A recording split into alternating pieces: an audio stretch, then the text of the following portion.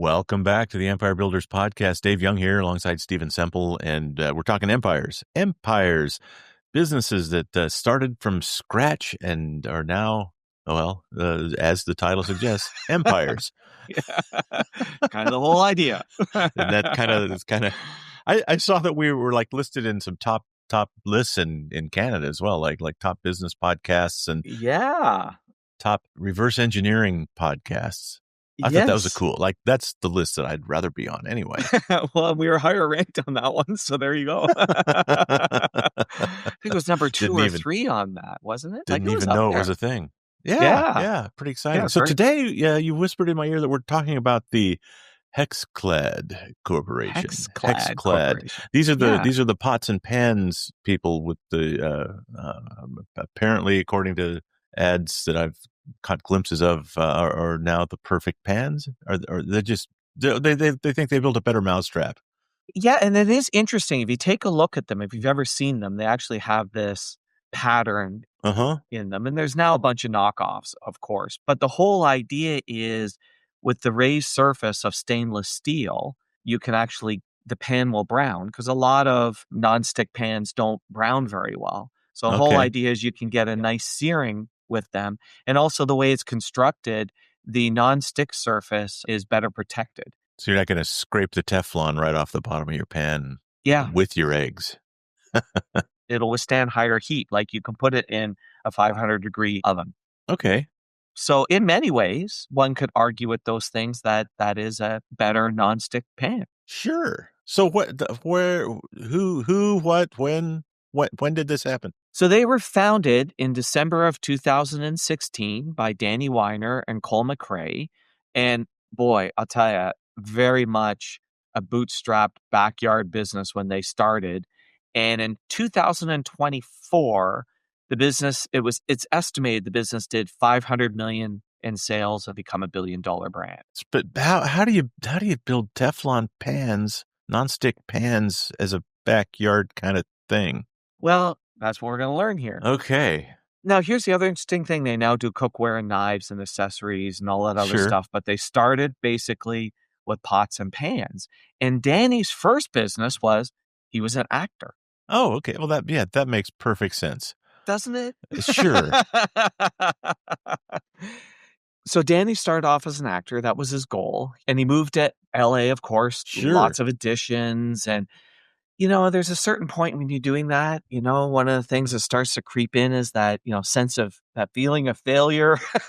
So he's struggling a little bit with that. And then in 1994, he's in a really bad car accident, literally shatters his leg and does some damages to the vertebrae.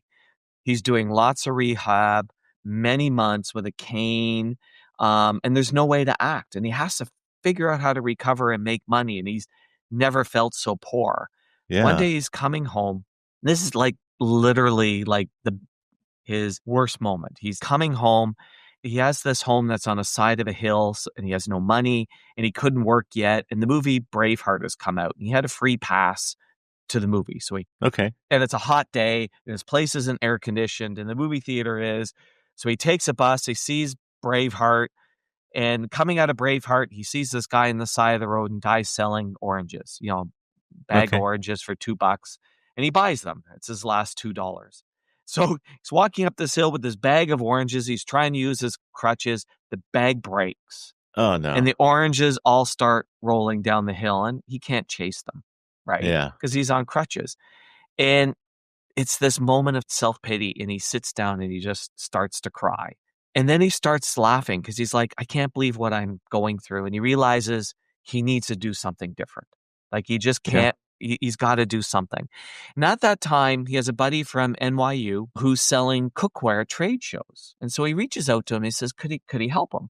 And his buddy says, sure. And I can pay you $500. He's like, $500? This is freaking awesome. Now, it was hard. It's 10-hour days. But Danny saw his buddy doing well, and he asked him, can I do this again? And so he does this number of times with his buddy. And then Danny starts to do it with him, not just helping him out. And he gets good at it. And he's eventually offered to do his own events. And he doesn't really want to do this, but it makes sense because he can make money. and he can still go to auditions because it's basically a commission-based sales job, and it's a lot of evenings and weekends and things along and you're that at least lines. getting practice, talking in front of people and trying different things. Sure. Absolutely. Then there's a day where he suddenly realized his desire for acting changed because there was a day where the alarm goes off and he has to go to an audition and he just stops going. Like, he's like, I don't want to get up. And now he's just basically doing the cookware sales job. And he does really well with it. He becomes a national sales manager, and then he's a VP. And it's at this point that he meets Cole, his co-founder for HexClad's. Okay. Now, Cole's the top sales guy, and Danny's the VP of sales, and they become friends, and they work out together, and they hang out together. And then in 2009, the business starts to shrink. And Danny has been looking at companies in e-commerce. And he thought, boy, the company should set up a website as a tool to support selling cookware, that this would be a really good idea. Instead of just at events. Yeah. So, but remember, 2009, pretty early days of the internet, right? So Danny goes to his boss and he said, we should have a website because content's starting to be consumed online. And Danny felt we could create this online community that would lead to sales and all this other stuff. And his boss looks at him and says, Facebook's a fad. Right. And that was the moment Danny realized he needed to start his own company and start looking for ideas. Now, it turns out the company that Danny was working for at that time in 2017 failed. Danny's starting to look for things that he can use in the kitchen to start a company around. And Cole's also interested in doing it. So both Danny and Cole had become really health conscious and basically become these juice fans, right? And they read about this new technology on cold pressing juice for home. Because the whole idea is when you blend a juice, you still heat it up a little bit. And it's not quite as good as cold pressing. Cold pressing is healthier than blending, all this other stuff. And so they find this juicer that they really like from Korea because there's only one part you can clean it. It's called Juice Presso, and it retails for about $400. And they agree this is what they're going to do. They left the company to do this, and they had this exclusive to sell this, and they decided they were going to do direct-to-consumer sales. They're going to demo it either in person or in video because that's what they knew how to do and could do it really well. And the plan was to do this slow, self-funded growth and then add more products as they build consumers. So they've got some online stuff they're doing. They've got some trade show stuff they're doing. And then in 2015, Whole Foods announces a juice bar with cold pressed juices. And other companies start making juices, bottling them and all this other thing. And convenience is a big deal. And it really hits Danny one day when he's in this trendy place in LA that sells cold pressed juices. And there's a young lady there buying juice. And as he puts it, she had to put her juice purchase on 2 credit cards because one was maxed out. So she didn't have much money, but was still willing to buy juice and not make it at home. Committed to the juice life. Yeah. But not to make it at home. And this is when he realized we may have a problem with this product. So 2015 was a good year, but they started noticing things slowing down, and he realized they may have misjudged the market and they need to get out of the juicer business. So they start searching for new products, and they go to these Asian trade shows. And it's a complete fluke how he finds this nonstick technology that HexClad is. He's at this trade show, and he wanted to go from one section to another, and there was a part that was closed because of some celebrities being there, and it forced him to go downstairs and through this back section of the trade show. Like, he's literally in the basement. And he comes across this round plate with hexagons on it, and it's being advertised as nonstick and durable. And the guy tells Danny, we invented that. And Danny's like, when you go to an Asian trade show, everybody says they invented Everybody that. invented everything, right? Yeah. Okay. So Danny says to him, oh, no, you haven't invented this. I've seen this all over the fair. The guy goes, nope. And he shows him pages of patents. They actually had invented this. Okay. And the whole idea is you can sear at lower heat, and it's safe to 500 degrees and all those things we talked about earlier in the podcast. And Danny's asked them, have you ever made a frying pan with it? And they tell him they're working on it. So Danny and Cole spend 16 months with them in Korea to help develop this product. And a lot of this... it was just a flat surface at this point? Yeah, it was a round, flat surface that hadn't been turned into anything yet. Okay. Yeah. So Danny and Cole spent all this time with them in Korea to help them develop the product. And much of it was done on a handshake. They didn't have any real signed agreement. And they wanted to fit into a direct-to-consumer online sales process. And they thought this would work because of the unique design and it had a story to sell. Now, everything was bootstrap. They could only, so coming back to how do you make this a backyard bootstrap business? They could only afford one container. Okay. They only had enough money for one container. But the other thing that they decided to do so that they could fill as much as they could into that one container, they had it shipped, not boxed. So just individual. So just a container full of pans. Container full of different size frying pan. Okay. No So boxing. They literally spread the product out in Cole's backyard and box everything. All right. When we first started this, I in my mind, the trajectory was underemployed actor in the backyard invents this technology. It's like, no, he's just putting it in boxes. He's Gotcha. just putting it in boxes, but that still, makes sense. but still, so a container full of product. Like boxing it up themselves. Well, you get more product in the container doing that. Exactly. That was the thinking. So it's 2016, and we're starting to see the direct-to-consumer trend happening out there. And they decide they want to raise some money, but they had a couple problems. First of all, people didn't understand the pan. People did not understand how to get shelf space for it. And they kept saying to them, no, we're going to do direct to consumer. And the whole belief at that point, people were not going to buy cookware that way. Okay. Just so they were not able to raise money. So they basically sold everything they could and went massively into debt. And they basically had close to $1 million tied up into this business. Wow. Okay. It was like, sleepless night stuff. Grim. Yeah.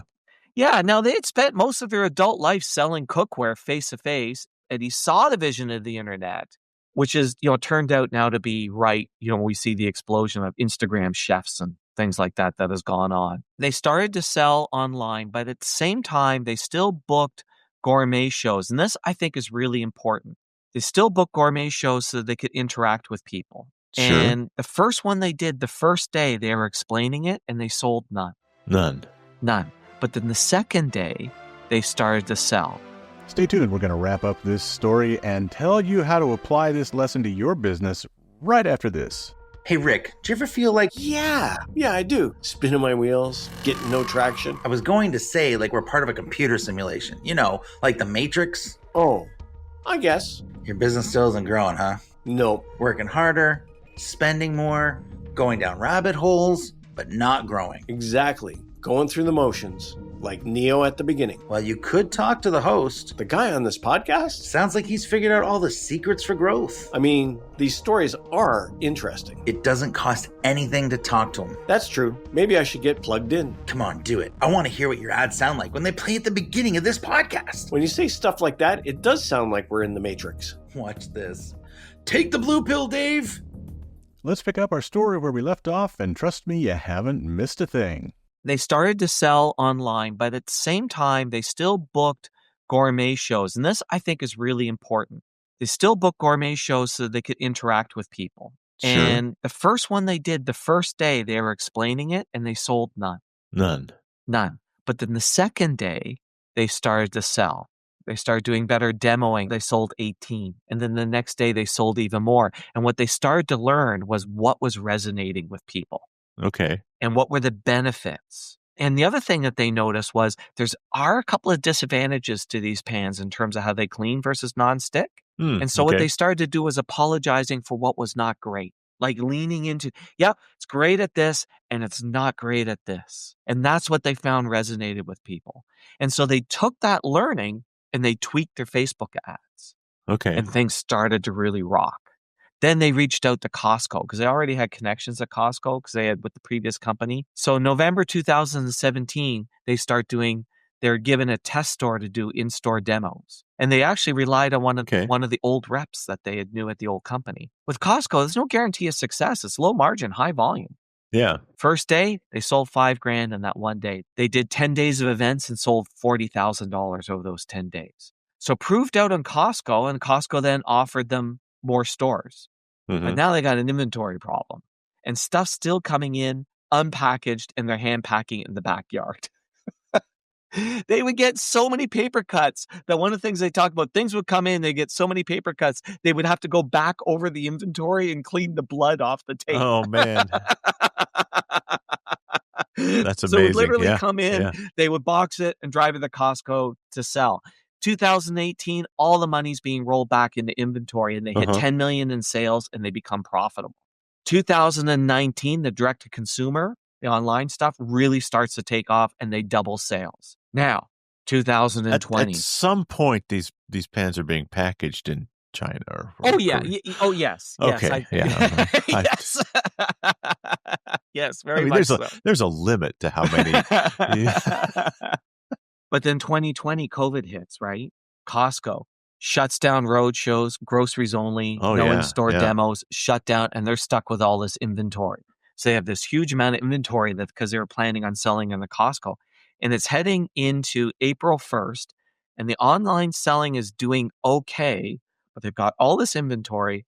They also have $1 million in the bank. Okay. Now, here's where I really admire these guys.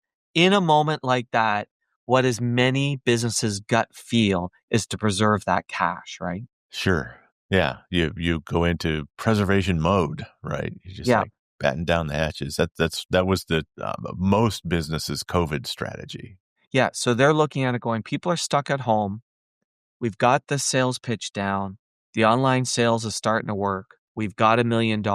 So what we're going to do is spend $1 million in a month on Meta online advertising. We are just going to hammer the internet. We are going to spend $1 million in a month. Carpet bomb everybody on Facebook. Okay. Carpet bomb everybody on Facebook, and they sell $5 million worth of product.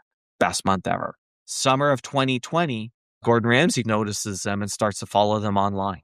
Because what's Gordon Ramsay doing? He's at home cooking. Yeah. And they discover that Ramsay's following them online. They sent him some pans as a gift. And they end up getting into a conversation with Gordon about being involved. Could he do a commercial? But Gordon was actually interested in participating. Gordon has ended up becoming partner of theirs. And they put faith in Gordon doing the right thing. They didn't rely on a contract. Like they said, they did a minimal contract. Because you know what? Got to rely on the contract. It's not the right thing. And in fact, Gordon has done things that were over and above. He put them into his TV shows, which he didn't need to do. He did unplanned events. And Gordon brings like eyeballs to the direct to consumer is about eyeballs, right? When Gordon came on board, they were doing 50 million and they grew rapidly to 170 million in sales. And they now got lots of products. They want to own the kitchen and innovate. And last year, they got an outside investor who invested $100 million into the business to really help them. Wow. Okay. Grow to that next level. It's a pretty cool story. Sure. The part I love was the guys packaging the stuff in their backyard. I don't know. There's just something. Oh, yeah. You do what you have to do, right? Right. But to me, there's a couple of things I thought was real lessons that jumped out. And the first was they relied on learning on the face-to-face before they got the online advertising right. And I find so many times people are like, I want to sell this online. And they don't actually know the customer well enough. Yeah. Like these guys were like, and even they thought they knew it. Whoa, we've been in this industry forever. And their first day of demoing the product, they made 0 sales with all their experience. Yeah. And then the second day was a little bit better. And then the third day was a little bit better. And then it was like, okay, we can now take that idea online. Online does not mean don't go out and talk to the consumer. Sure. When I lived in Tucson, Arizona, I was fairly involved in the startup scene where they would do competitions. And one of the things that even if you just have an idea, you have to talk to customers, or you have to talk to people that you think are going to be customers. You have to actually have conversations with them. You can't just guess, here's what I think they want. Right. You actually have to paint a picture in their minds. This is what this product is. This is what it'll do. And if you don't have those conversations, you're just flying blind. Yeah. And you're going to make bad decisions. Yeah. And if you remember back, way back when we did Airbnb, God, I can't even remember how long ago it was that. Yeah. They flew from California to New York, right back in the early days, and met one-on-one with early adapters to the Airbnb platform to learn what do they like and what do they not like and what he improved. I've kind of gone away from Airbnb lately just because here's my beef with Airbnb. Same thing. Most people get into Airbnbs and they buy some just cheap furniture and do some bare minimum decor, and they've never spent the night in their own Airbnb. Right. So they don't know how usable it is, right? So I've been in some that, oh, this is pretty. This has got no side table on the bed. Right. It's got a sofa that's got no place to set a mug of coffee down, right? Those kinds of things. And so for these guys to actually spend a day at a trade show talking to people, right? That's so important. Yes. So to me, anybody looking to do an online business, still get out there and have those interactions. But the other place where I just like hats off, it's almost hard to remember. It's almost like we don't want to remember what 2020 was like in terms of the fear and the uncertainty, the guts to take that $1 million you've got in the bank and spend it in a single month. Yeah. Wow. I mean, hats off. That's one of those things like the cautionary tale about that is you better have a decent enough margin.